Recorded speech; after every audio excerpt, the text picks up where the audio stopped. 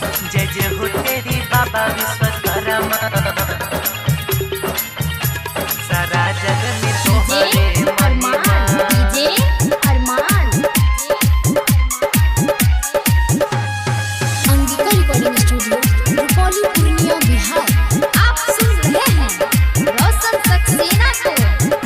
जय जय हो तेरी बाबा विश्वकर्मा, सारा जग में तोहरे महिमा। जय जय हो तेरी बाबा विश्वकर्मा, सारा जग में तोहरे महिमा। तोहरे कृपा से चले बस योड़ी करा हो, पूरे पले नया समनमा। जय जय हो तेरी बाबा विश्वकर्मा, सारा जग में तोहरे महिमा। जय जय हो तेरी बाबा विश्वकर्मा, सारा जग में तोहरे महिमा। डीजे अरमान डीजे अरमान तोहरे महिमा। Angika recording studio Rupauli Purnia Bihar. सारा जग में तोहरे महिमा।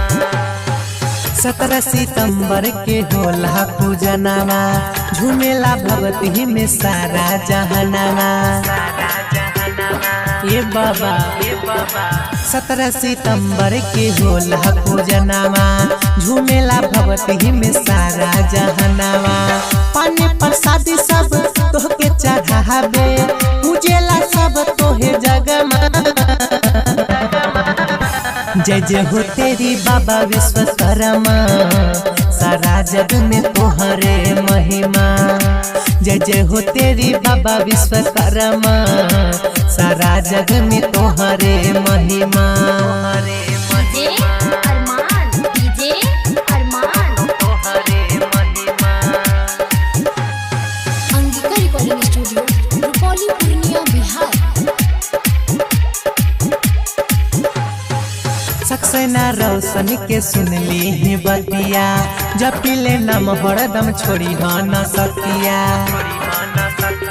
ए बाबा सक्सेना रोशन के सुनली ही बतिया, जब पीले नम हरदम छोड़ी हो न सकिया।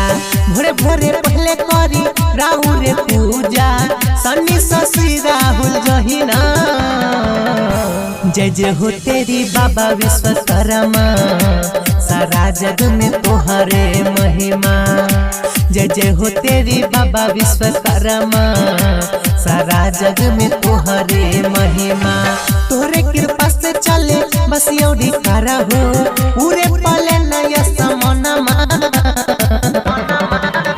जय जय हो तेरी बाबा विश्वकर्मा, सारा जग में तोहरे महिमा।